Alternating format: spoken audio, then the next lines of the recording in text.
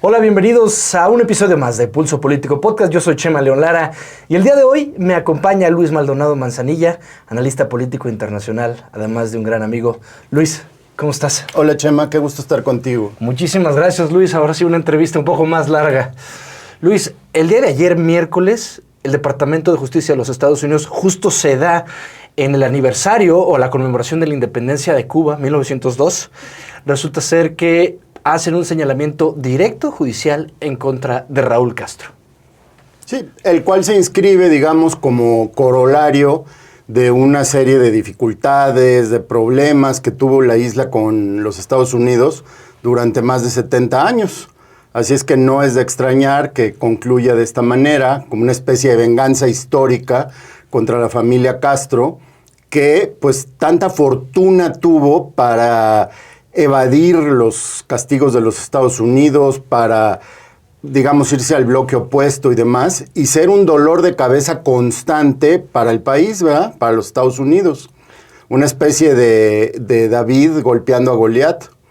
Efectivamente, el tema de Cuba en relación con los Estados Unidos pues es un tema posguerra, es el contexto de la Guerra Fría. Pero si quieres vamos platicando cómo surge la Revolución Cubana en la Ciudad de México. Bueno, no solo en la Ciudad de México, sino en el estado de Veracruz, Fidel Castro, el Che Guevara y otros personajes de la Revolución Cubana vinieron a México a hacer el entrenamiento paramilitar para estar en posibilidad de combatir a Fulgencio Batista.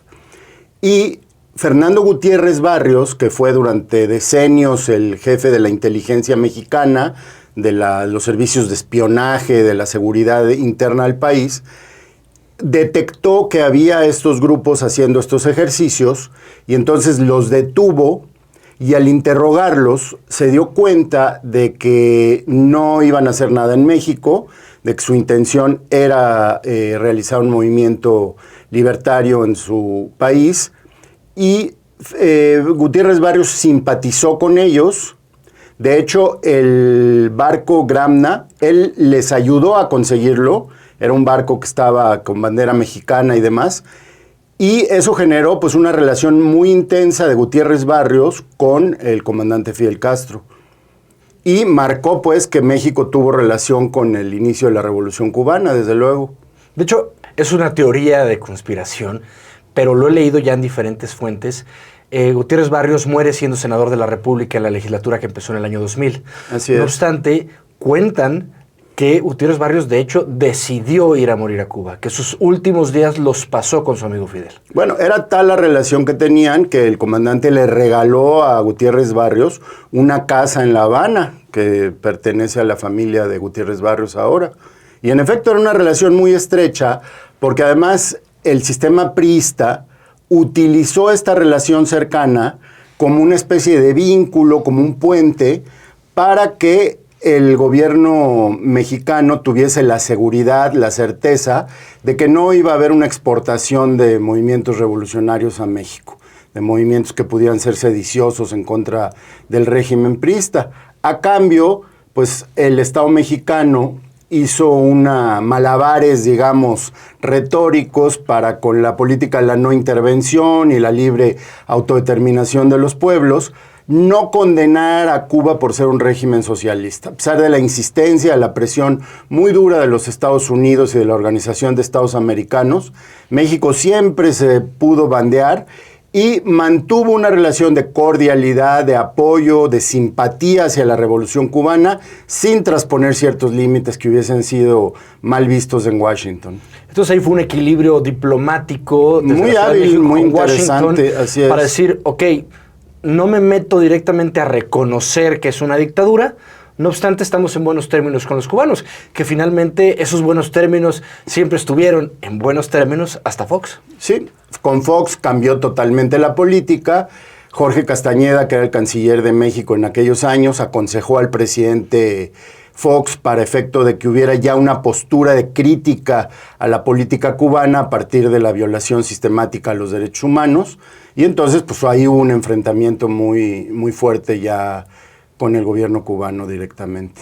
1959, 1 de enero, que de hecho sale en la película del Padrino 2, es cuando los barbudos llegan ya a La Habana, ¿no? Así es. Es decir, estamos hablando de Fulgencio Batista, estamos hablando que es el dictador Fulgencio Batista y es los hermanos Castro, Raúl Fidel, Ernesto Guevara el Che, Camilo Cienfuegos, entre otros. Así es. Ellos buscan desde un principio una revolución socialista o la idea era quitar nada más al otro dictador del poder. Básicamente la idea era quitar a Batista, que había hecho de Cuba una especie de burdel de los Estados Unidos. Era un lugar donde se jugaba, donde había mucha prostitución, donde se bebía de manera indiscriminada, en fin. Y era una especie de resort para que los norteamericanos hiciesen ahí lo que quisieran, ¿no? Playas hermosas, en fin, una serie de condiciones que aprovecharon muy cerca de los Estados Unidos y demás.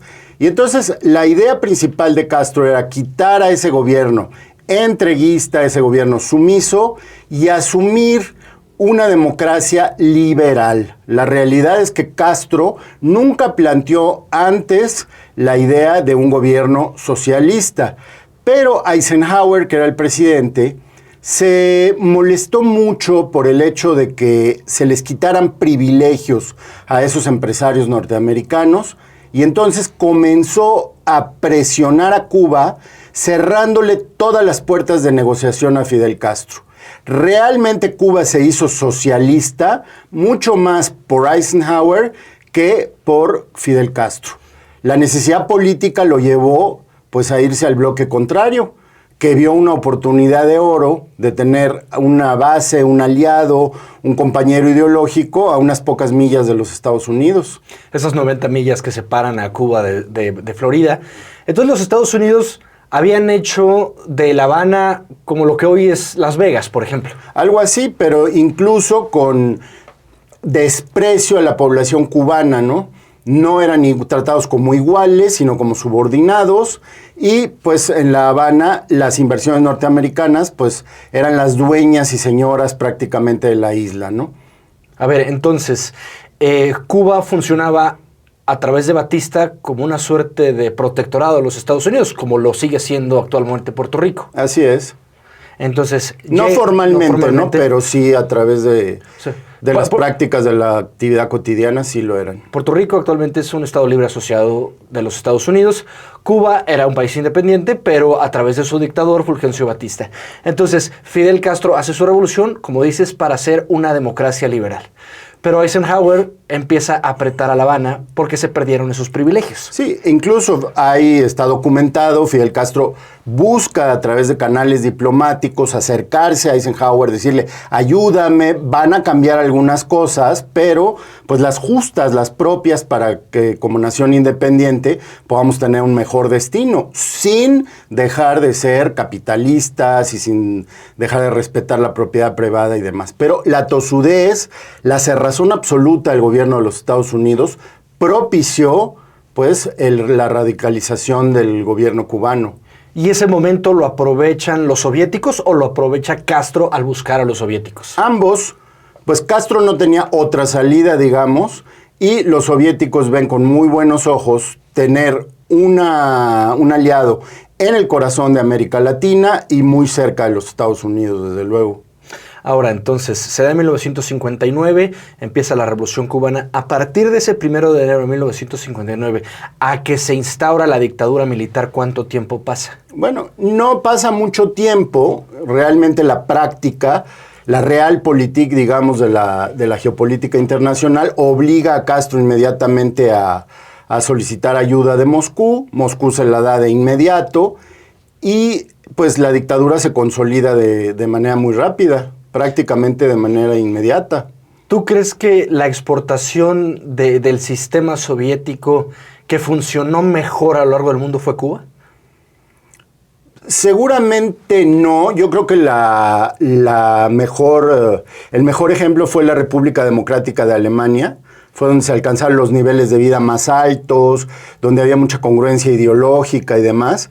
Yo creo que en Cuba se instauró pues una revolución tropicalizada, nunca mejor dicho que así, y creo que la personalidad de Fidel Castro fue la que propició que Cuba fuera un actor internacional destacado, a pesar de tener un tamaño y unos recursos relativamente menores. Y ya que hablas de Castro, cuando vas a los libros de biografías del siglo XX, el comandante Fidel Castro es uno de los personajes políticos más importantes del siglo. Más llamativos, sí, sin duda ninguna.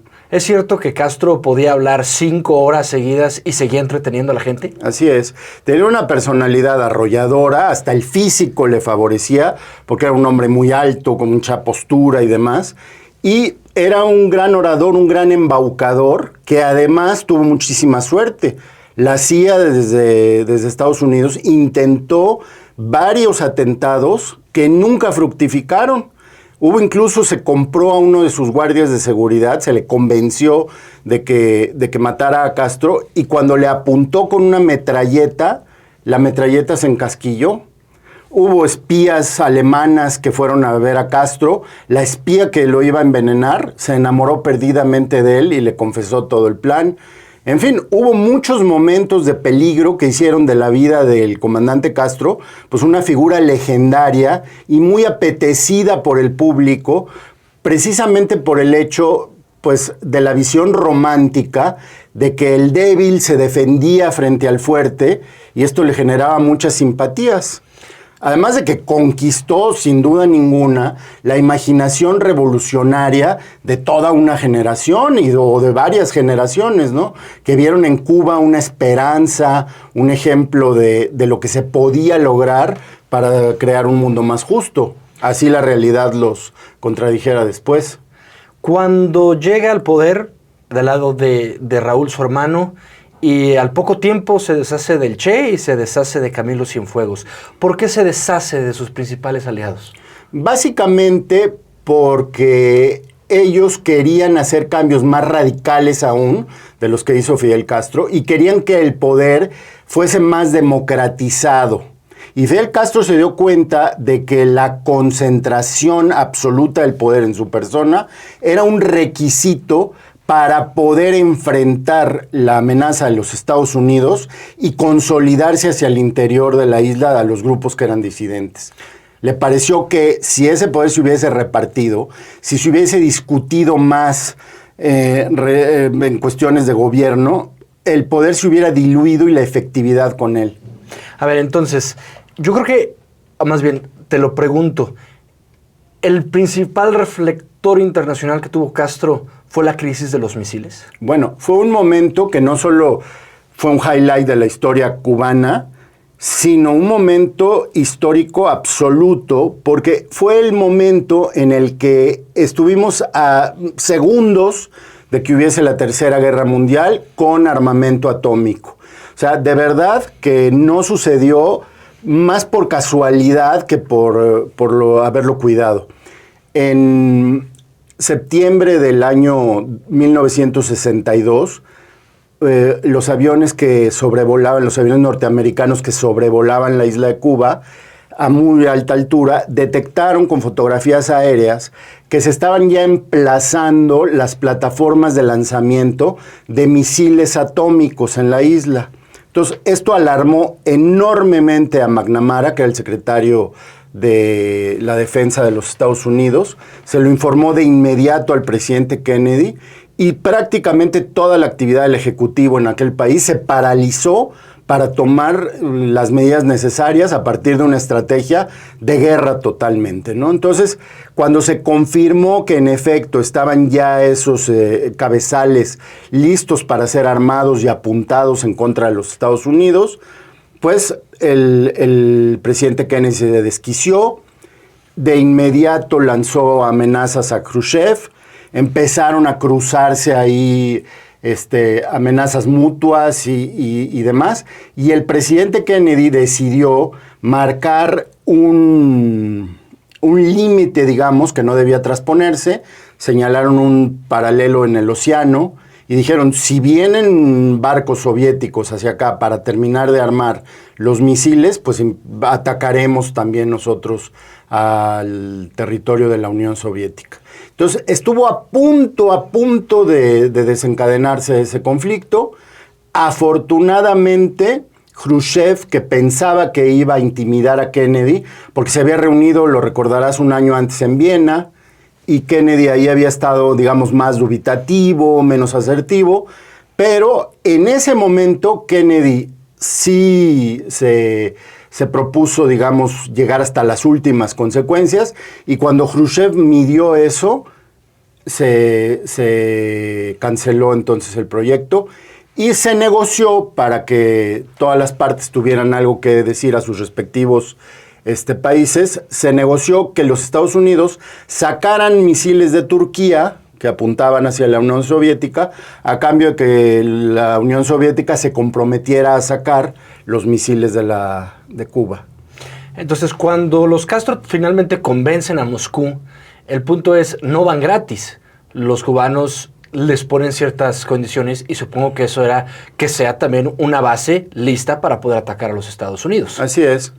Yo entrevisté personalmente al comandante Castro en una visita a La Habana y él me dijo que Cuba no participó de manera tan directa en las negociaciones, que digamos, más bien la Unión Soviética decidió unilateralmente que la ayuda que le brindaban a Castro se pagara a través de ese emplazamiento y que él tampoco negoció durante la crisis de los misiles, que fueron 13 días en octubre de 62, que verdaderamente tensaron al mundo entero, ¿no? Entiendo que un mediador importante fue en ese momento Papa Roncalli, Juan XXIII. Sí. Siendo que pues Kennedy fue el primer presidente católico. Católico, así es. Entonces Juan XXIII sí logró, digamos, alguna suerte de mediación entre Washington y Moscú. Atemperarlo un poco, pero más bien fue la fuerza militar la que de manera muy cruda se impuso, digamos.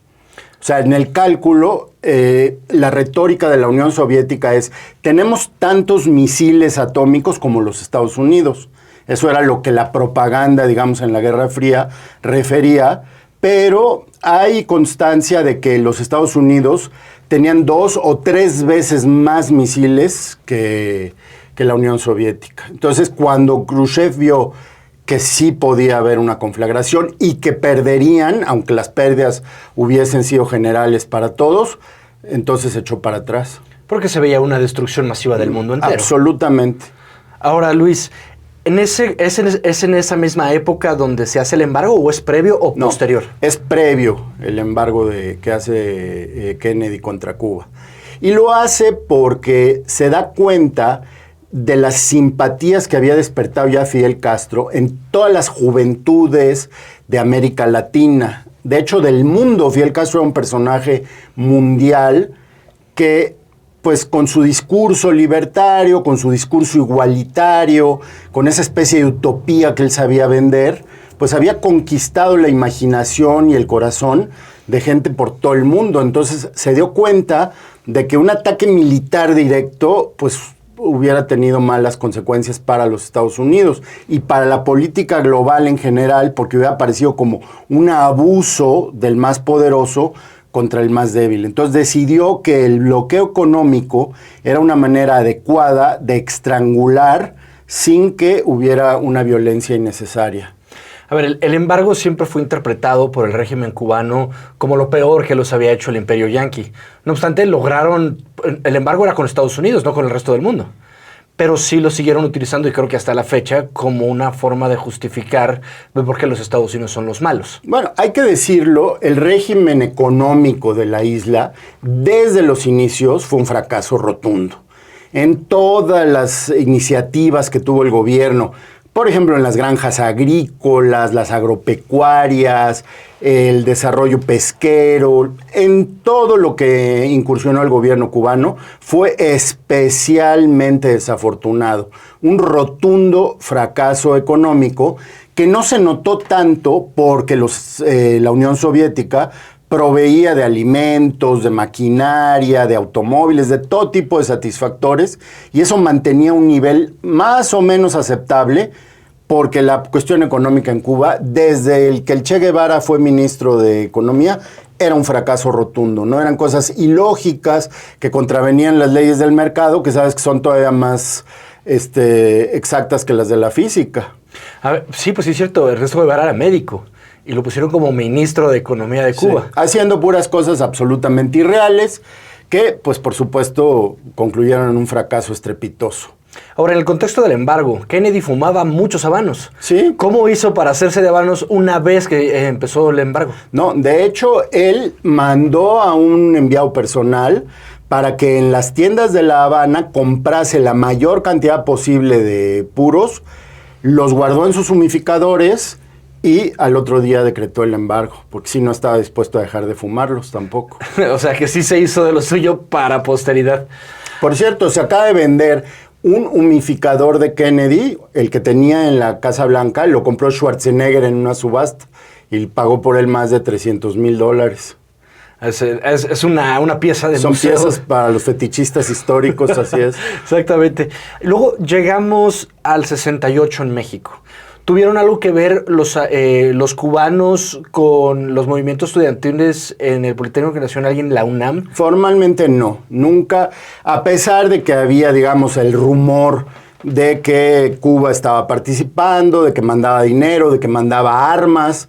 La verdad de las cosas es que la Secretaría de Gobernación, la Dirección Federal de Seguridad, etcétera, jamás encontraron alguna prueba tangible de que Cuba tuviera participación.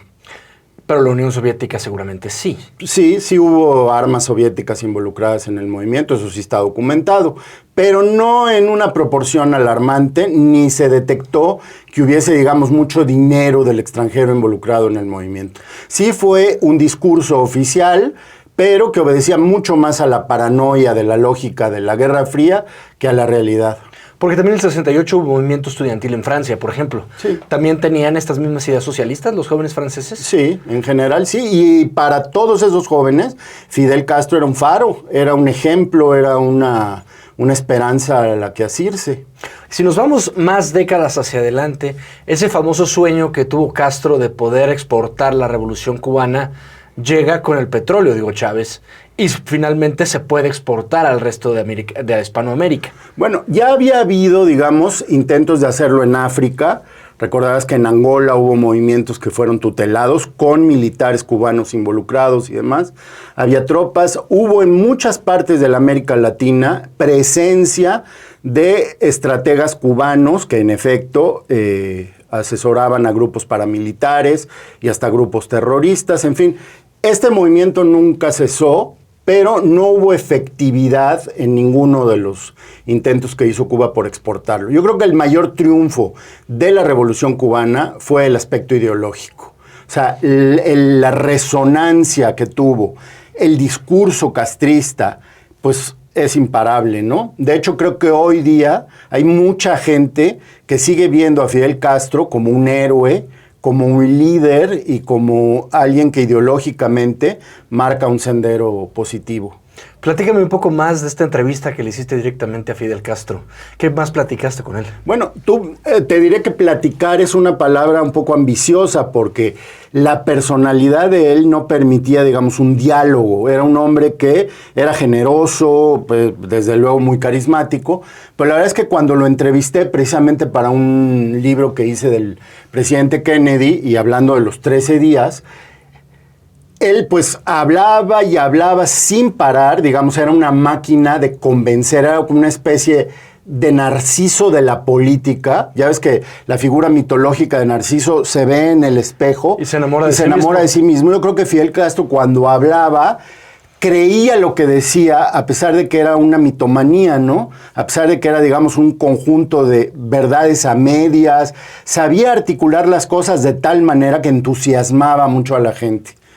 Y, de hecho, al otro día de que realicé esa entrevista, nos invitaron a mí y a un periodista norteamericano a acompañarlo a una escuela donde Fidel Castro iba a hablar de alguna cuestión educativa, donde también habló 2 o 3 horas sin parar.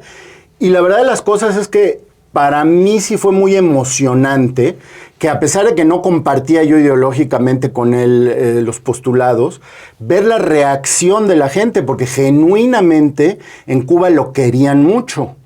O sea, era una figura admirable, una cuestión mítica de muy hondo calado. Y eso me impresionó mucho a mí. Este carisma no solo le permitió ahorrarse en propaganda, quiero suponer, porque sus discursos eran lo suficientemente poderosos para convencer. Pero estas cualidades, tanto personales al interior como al exterior, ¿tú podrías considerar que Fidel Castro fue un verdadero hombre de Estado? Yo diría que no, en la medida en la que no comprendió los mecanismos para asegurarle a su pueblo el bienestar, que finalmente es la función importante de un hombre de Estado, ¿no? El hombre de Estado debe proteger, cuidar, mejorar a la comunidad a la que sirve. Y Fidel Castro se engolosinó con sus cualidades, las supo llevar a límites muy altos, pero cumpliendo un capricho personal que le costó al pueblo cubano y le sigue costando ahora una serie de sufrimientos indecibles, ¿no? Son ya casi 70 años de la revolución, sí, y pues los cubanos siguen teniendo hambre, siguen teniendo ganas de libertad. Y hay que decirlo, a pesar de que quienes sufrían estas privaciones estaban en Cuba, había muchos adeptos a Fidel Castro en Cuba. Es decir, estaban convencidos. Convencidos de que no era su culpa, de que él era un hombre bien intencionado, de que los factores externos eran los que influían para que no tuvieran bienestar. Y eso pues habla de sus capacidades extraordinarias como seductor, como alguien que supo vender una ilusión hasta los niveles más altos. Si quieres, regresamos ahora con el tema de Hugo Chávez, porque Hugo Chávez, después de su primer intento de golpe de Estado, es recibido con honores como si fuera jefe de Estado en La Habana, cuando La Habana era como esta suerte de Disneylandia para los ideológicos socialistas. Así es. ¿Cómo logra realmente Castro tener ese poder sobre Hugo Chávez? Bueno, su influencia era tal, o sea, la parte que te menciono de este seductor, que pues pudo convencer a intelectuales como Gabriel García Márquez, por ejemplo, a quien tenía absolutamente arrobado con su personalidad, con sus ideas, con sus posiciones extremas, y a este tipo de gente les parecía algo admirable. Lo era, no era desde luego una persona común, era una persona extraordinaria, que probablemente si hubieran sido otras las condiciones, hubiese pasado la historia como un gran líder político y con buenos resultados, pero desgraciadamente pues no fue así, porque enfocó, digamos, todo ese poder hacia el autocultivo de una personalidad en detrimento de su propio pueblo. Pero esta influencia sobre Hugo Chávez le permitió sostener durante al menos 2-3 décadas más el sueño cubano después de que cae la Unión Soviética. Le dio a Hugo Chávez lo que él no tenía, es decir, el sustrato ideológico, el prestigio ideológico también del que Hugo Chávez carecía. O sea, mientras Fidel Castro tenía una tradición histórica, digamos, de enfrentamiento a los Estados Unidos, los 13 días que iban a cambiar el mundo, todo este tipo de cuestiones que ya eran hitos históricos, se lo vendió a Hugo Chávez como si fuese su gran mentor y Hugo Chávez su heredero ideológico. Claro, le vendió esta idea de ser heredero. Ahora, principios de los 90 cae la Unión Soviética. ¿En qué momento se encontraba Cuba? Porque viene el primer periodo especial. Bueno, fue una cosa desastrosa porque pues la Unión Soviética no puede seguir dando apoyo, no puede seguir dando ayuda y pues Cuba se desploma, digamos. Entonces ahí viene la primera confrontación real con las verdades económicas que estaba viviendo la isla. Es cuando el mundo entero, digamos, voltea y empieza a haber críticas, no solamente de que el sistema no está siendo efectivo, sino de los horrores que están sosteniendo a una dictadura, ¿no? Las cárceles, los presos políticos, el combate a los derechos humanos, etcétera, ¿no? A ver, ya decías que el modelo económico en la isla siempre fue malo, o siempre fue a base de errores, pero subsistían gracias a la Unión Soviética, desde carne, leche, cosas muy básicas, que cuando se acaba la Unión Soviética ya no había industria en Cuba para ninguno de esos sectores. Entonces, ¿cuántos años fueron en los que se dio este periodo especial donde no había nada para nadie. Sí, y que se vivía de préstamos, de exportación de algunos productos, como son los habanos, el ron, algo de azúcar, en fin, pero las limitaciones empezaron a ser muy cruentas para la gente, ¿no? O sea, cada vez se recortaba, se reducían las posibilidades alimenticias, de salud, etcétera, en la isla. Creo que cuando yo me di cuenta realmente de la existencia de Cuba y de lo que es el socialismo fue en esa visita histórica de Juan Pablo II, fue en el 98-99, donde se abre una pequeña puerta de esperanza y que regresa el culto público. Así es. ¿Por qué canceló el culto público Castro? ¿Cuál Bueno, fue la idea de acabar con la iglesia o cerrar los templos? Él veía a la Iglesia Católica en particular como un valladar de del sistema capitalista. O sea, él decía, la Iglesia Católica no puede, digamos, simpatizar ni podrá jamás apoyar este tipo de acciones contra la gente. Él lo veía muy claramente que eran unos antagonistas de sus ideas. Es que esto me recuerda al libro de Rebelión en la Granja de George Orwell, que a los clérigos rusos los hace como los cuervos, que inclusive visten de negro, y que llega un momento en que no se pueden deshacer completamente de ellos y pues les dan oportunidad de regresar, porque no le puedes desprender a la gente una tradición de fe durante tantos siglos. Algo que se dio cuenta en su tiempo Lenin, algo de lo que se dio cuenta Napoleón Bonaparte, por ejemplo, que decía, se puede vivir sin Dios, pero no sin iglesia. Algo de lo que se dio cuenta... Interesante frase acabas de dar. El propio Castro, ¿no? Se daba cuenta de que la Iglesia Católica, pues, no podía ser eliminada de la isla. Y la Iglesia Católica cubana es una iglesia heroica porque resistió muchísimas presiones, muchísimas malas actitudes del gobierno contra ellos y, sin embargo, se mantuvo en su labor pastoral y al lado del pueblo cubano, ¿no? Fíjate, llama la atención la ironía. El día de ayer el secretario de Estado de los Estados Unidos, Marco Rubio, que es hijo de cubanos, habla que ese apoyo en temas humanitarios que va a dar los Estados Unidos, anunció $100 millones, van a ser sí, pero a través de la Iglesia Católica. Cáritas, así es. Sí, y bueno, hablando de Marco Rubio, hay que decir que toda una generación de cubanos que huyeron de la isla hacia Miami, construyeron en Miami, en Florida en particular, digamos, una comunidad que no se integró del todo en ese melting pot que dicen de los Estados Unidos, que toda la gente que vaya de distintas razas, de distintas religiones y credos se une en el sistema norteamericano. Sin embargo, los cubanos conservaron una personalidad y un apego hacia su origen. Es decir, decían, sí, ya vivo en los Estados Unidos, estoy muy agradecido con este país, pero no olvido de dónde vengo y no quiero, digamos, cortar el lazo, quiero algún día regresar, algún día liberar aquello que se oprimió. Entonces, es una comunidad muy rica hoy en día, políticamente muy activa, digamos, para muestra, pues el puesto de secretario de Estado de canciller de los Estados Unidos, pues es uno de los más importantes en el gobierno norteamericano y lo está ocupando pues un descendiente de cubanos, alguien que habla perfectamente el español, que seguramente tiene tradiciones culturales que vienen directamente de la isla y demás, y que es un factor determinante para la política de los Estados Unidos hacia La Habana.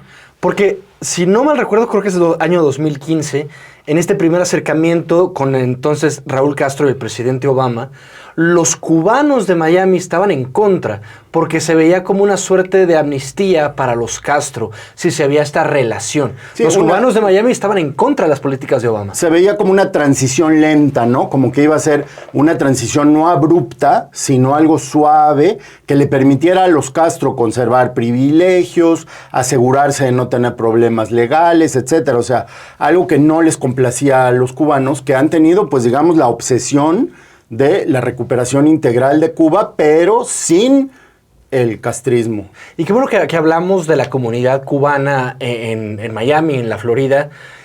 ¿Cuándo se implementa esta política de los Estados Unidos del pie mojado, pie seco? ¿En qué funcionó? ¿Por qué existía eso? Y si sigue vigente hasta la fecha. Bueno, básicamente se instaura pues para acoger a la gran cantidad de exiliados que hay en la... Los balseros. Los balseros y toda la gente que necesariamente huye. Había habido un primer, digamos, grupo de cubanos que cuando comienzan las acciones revolucionarias y empiezan ciertas confiscaciones, cierto coqueteo con las ideas socialistas, salen y se instalan en Miami. Y ellos son una especie de imán que van jalando y jalando la emigración con parientes, con amigos, etcétera. Y luego, por razones humanitarias y también ideológicas, los Estados Unidos dice, pues, ¿qué clase de sistema es aquel que tiene que poner bardas para que no se salgan? Mientras que el mío lo critican mucho, pues yo tengo que levantar bardas para que no se metan. Entonces eso ideológicamente pues tenía un peso fuerte y Estados Unidos permitió que toda esta gente entrase a los Estados Unidos y tuviese, digamos, facilidades legales para permanecer en Estados Unidos e incorporarse al mercado laboral de manera exitosa. ¿Significaba una suerte de asilo político? Una especie, digamos, yo creo que más bien de propaganda en contra del régimen socialista, ¿no? Oye, recuerdo en la película de Scarface, Tony Montana, con Al Pacino, hacen una parte histórica de presos que salieron de Cuba y que Estados Unidos los recogió, les dio la bienvenida. ¿Eran presos políticos? ¿Eran presos? ¿Era una suerte de buena voluntad de te mando a estas personas? ¿Por qué se da este intercambio de reos? Bueno, una ocasión en que Fidel Castro, en una especie de broma histórica, expulsó de los manicomios a todos los enfermos, de las cárceles a los reos comunes que tenían delitos graves y a homosexuales los mandó hacia La Habana. En una especie de autopurificación gasmoña de la dictadura y pues para hacerle la maldad a los Estados Unidos. No enviaba gente que pudiera trabajar y demás, sino gente que era en su isla repudiada o tenía algo y los envió allá como una suerte de revancha histórica, aprovechando las políticas de asilo de los Estados Unidos. Entonces, la verdad estamos purificando la isla de todas estas personas que no hacen nada bien a la revolución y los mandamos a Estados Unidos. ¿Y Estados Unidos estaba consciente de que eran exreos y que tenían, digamos, manicomios, etcétera? Yo creo que en un principio no, se dieron cuenta después y pues hicieron pública esta versión, ¿no? Ahora, estamos hablando del año 2026. Desde principios de este año, tanto el presidente Trump como Marco Rubio, de quien hablábamos, han dicho que antes de que acabe este año, Cuba será libre. Y justo empezábamos esta conversación de esa manera. El día de ayer, los Estados Unidos, a través del Departamento de Justicia, han señalado directamente a Raúl Castro. Esto se da en un contexto donde se acaba el chavismo, o más bien se acaba el régimen de Maduro a partir del 3 de marzo y que Estados Unidos controla literalmente al gobierno de Delcy Rodríguez. ¿Qué es lo que va a pasar con Cuba? Porque según se ha dicho en los medios de comunicación, es que las negociaciones entre Estados Unidos y La Habana ha sido a través de alguien que le dicen el Cangrejo, que es el nieto de Fidel Castro. Sí. La realidad es que no lo sabemos bien, porque podría haber un modelo similar al venezolano, es decir, que Díaz-Canel, conservando, digamos, la retórica del sistema y sin hacer grandes declaraciones, mantuviese, digamos, el control gubernamental y empezara a hacer concesiones paulatinas para normalizar la situación de Cuba. O podría eliminarse también a Díaz-Canel para instaurar un gobierno que fuera francamente, hasta en la retórica, anticastrista. Esas serían las dos opciones que tendrían ahorita. Yo creo que ahí la comunidad cubana en Miami, que es una de las comunidades con mayor cantidad de cabilderos en el Congreso norteamericano y con un personaje como Marco Rubio, con la influencia política que él tiene, seguramente no les gusta la opción de una Delcy Rodríguez II, sino que preferirían que Díaz-Canel, junto con toda la nomenclatura, se retirase y pudiera haber... Yo no creo que elecciones libres, ¿no? No está preparada Cuba para hacerlo, porque no hay partidos de oposición, no hay una tradición democrática. En fin, esto sería hasta contraproducente. A un pueblo que durante 70 años está acostumbrado a no votar y a no tener opciones, no le puedes decir de pronto elijan algo, ¿no? Probablemente vaya a haber una especie de gobierno de transición, una especie de protectorado, como lo decías, que pueda ir, digamos, creando las condiciones para una mejor vida cubana. Es que los cubanoamericanos, que tú decías que muchos de ellos son muy ricos, pues son seguramente los primeros que van a querer invertir en la isla. Así es. Pero va a haber problemas, no es una cosa mecánica ni fácil, porque los cubanos que permanecen en la isla, digamos, los que han vivido bajo el régimen, pues también son dueños ya de algunas propiedades que probablemente pertenecieron en los años 50 a los cubanos de Miami. Entonces, ¿qué? ¿Van a regresar estos y te van a quitar a ti tu propiedad que has vivido, que has usufructuado de alguna manera? Es algo complejo. O sea, socialmente no es fácil lo que se va a tener que hacer. Va a ser una transición que va a ser dolorosa para alguna o para todas las partes. A ver, porque los grandes capitales cubanos terminaron huyendo. Sí. Entonces dejaron sus propiedades que las tomó el régimen cubano. Que quieren reivindicar ahora como propias. Es decir, hubo un impasse de 70 años en los que pues yo no pude disfrutar, pero aquel rancho era mío, aquella fábrica era de mi abuelo, esta casa era de mi tía, etcétera. Devuélvemela. ¿Pero cómo? Si esas propiedades ya tienen nuevos dueños, ya tienen nuevos usos, que tampoco se podrían desnaturalizar de entrada, ¿no? Claro, y la sin gente crear un gran conflicto social y peor de los que han estado viviendo bajo esa pesadilla. Y la gente que huyó seguramente no se llevó sus títulos de propiedad. ¿Cómo después de 70 años van a tratar de comprobar que un rancho, una casa, una finca, pues pertenecía a su familia? Sí, sí, no va a ser fácil, no es algo sencillo. Y creo que no va a ser algo tampoco automático, ¿no? Como que quítalo y ya todo se restablece. Pues va a ser un proceso histórico curioso porque no lo hemos vivido. Cuando cayó la Unión Soviética, por ejemplo, y los países de la cortina de hierro dejaron de tener partidos comunistas, lo habrás notado, pasaron algunos años con Václav Havel y otros líderes históricos en Polonia y demás, y luego regresaron al poder partidos comunistas. ¿Por qué? Pues como que la inercia de la gente los obliga, aunque les pongas una alternativa mejor, a recordar aquello que vivieron y a lo que se acostumbraron.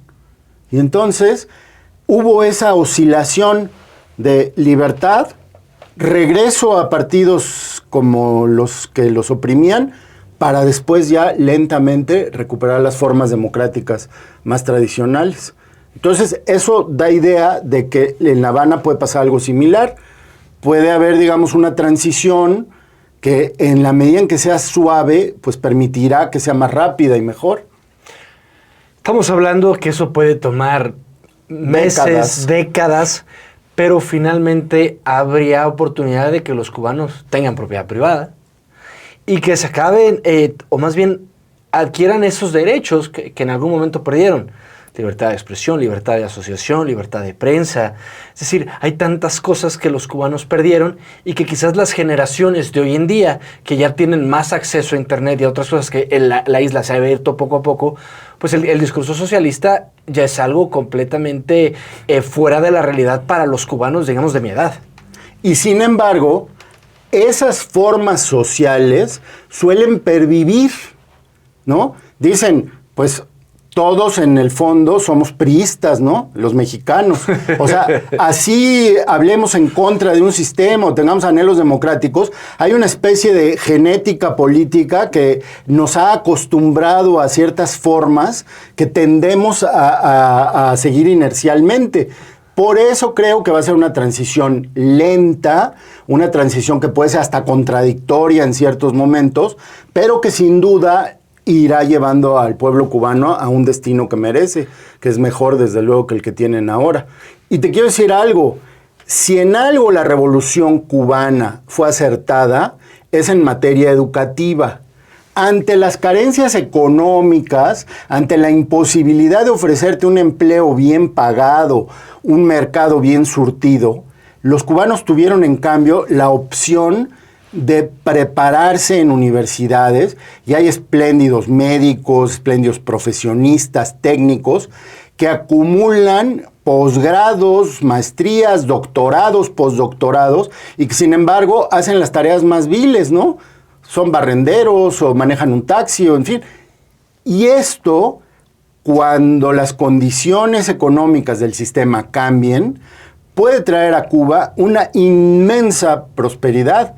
Porque si algo es costoso, es capacitar a la gente. Si algo es costoso es tener una base de profesionales que sean aptos, y Cuba la tiene, aunque no tenga dónde desenvolverlos. O aunque no tengan experiencia laboral, pero el conocimiento lo tienen. Lo tienen, son, te digo, magníficos físicos, químicos, etcétera, con grandes conocimientos teóricos que no han podido laborar en aquello o desarrollarse adecuadamente en esos ámbitos, pero que con un cambio político y social podría dar cosas muy interesantes. Ahora, la industria que aún existe no tiene nada que ver con los competidores reales, es decir, los puros. Inclusive hasta el propio ron. Ya Cuba tiene algunas 2, 3 etiquetas, pero las principales marcas de ron, que originalmente eran cubanas, como es la Casa Bacardí, pues lleva décadas en Puerto Rico. Sí, se han dispersado por el Caribe, digamos. Los climas similares, por ejemplo, para los puros, se han hecho ahora en República Dominicana, Honduras, en el mismo México, en fin, sí, pero la calidad, digamos, de los habanos es absolutamente superior la cubana, ¿no? Ese seguirá siendo un activo de ellos. El ron también es el ron también, seguramente, el azúcar. El azúcar. El turismo, ¿no? Que Cuba tiene pues lugares verdaderamente hermosos. Oye, ¿y ese turismo del Caribe a la larga no podría ser contraproducente para las playas mexicanas? Bueno, sin duda, un cambio de régimen y libre competencia entre Cuba y Cancún, pues va a ser una cosa tremenda para nuestros polos turísticos. Porque sin duda, la belleza de las playas cubanas es por lo menos igual, si no es que hasta más bella que la del Caribe mexicano. Yo conozco Varadero y pues es una playa preciosa, pero no explotada. Así es. Entonces, si hay oportunidad de tener un viaje de 5 estrellas en una playa de ese calibre, evidentemente le van a decir a Cancún, quítate que ahí te voy. Los vuelos europeos van a llegar primero a La Habana. Y hay que decirlo, además tienen gente muy carismática, muy bella, muchas mujeres muy bellas, etcétera, que pues hacen de Cuba un país muy atractivo, cultural y socialmente. Mira, yo que soy un enamorado de la radio, para mí La Tremenda Corte ha sido, creo que, la mejor producción radiofónica en habla hispana. Es bellísimo escucharlo. Y es culturalmente o estereotípicamente cubano. Sí. Y no solamente La Tremenda Corte. En los años 40 y 50, las radionovelas se producían y se exportaban a toda América Latina desde Cuba. Los actores radiofónicos cubanos tenían la particularidad de tener voces muy agradables para ser difundidas radiofónicamente. No sé si eso tenga que ver con el calor, con cierta condición climática o demás, pero pues eran legión los locutores famosos que provenían de la isla. Leopoldo Fernández Tres Patines, si no hubiera quizás estallado la Revolución Cubana, pues pudo haber sido un competidor a nivel internacional con Cantinflas, porque era un humor parecido, pero uno era muy mexicano y el otro era muy cubano. Sí. Luis, te agradezco mucho que hayas venido a Pulso Político Podcast. Siempre es un privilegio platicar contigo. Pero antes de concluir, ¿se llevan los Estados Unidos a Castro tipo Maduro? El señor tiene 94 años. Bueno, probablemente. Yo creo que hoy es una amenaza, es una forma más de presión. No creo que lo estén planeando, digamos, ya en serio. Me puedo equivocar, pero creo que fue más bien un gesto retórico que algo que va a suceder en la realidad. Yo creo que el tema de Cuba da para aquí en adelante de tantas cosas que el mundo va a ver o saber que había en Cuba y que no sabemos, los presos políticos, el tema de las grandes crisis de hambruna, cosas que se tienen pinceladas, pero una vez que caiga el régimen, el tema es que el régimen son los militares y son con los que hay que negociar. Así es. Y olvidamos dos temas importantes. No hablamos de Bahía de Cochinos, el primer gran fracaso de Kennedy. Es correcto. Sí, cuando entró casi a la presidencia. Y no hablamos de la relación de México con Cuba, que ha sido tan cercana, tan entrañable, pues tan vital y que lo es y lo sigue siendo, ¿no? Independientemente de cuestiones de geopolítica, de cuestiones ideológicas y demás, cubanos y mexicanos somos hermanos y eso no hay que olvidarlo nunca. No hay que olvidarlo, y que los cubanos reconocen también el apoyo histórico que siempre ha tenido México, a pesar del no reconocimiento de la dictadura. Y la empatía de los dos pueblos, ¿no? que es algo muy bonito y algo que hay que decir siempre. Pero ya tenemos temas pendientes para el próximo podcast, mi estimado Luis. Muchas gracias. Es un Gracias placer. a ti. Siempre un gusto. El gusto es mío. Contigo. Muchas gracias. Luis Maldonado Manzanilla, como ven, un gran experto en el tema, analista político internacional. Este fue un episodio más de Pulso Político Podcast conmigo, Chema León Lara. Nos escuchamos o nos vemos la siguiente semana. Muchas gracias.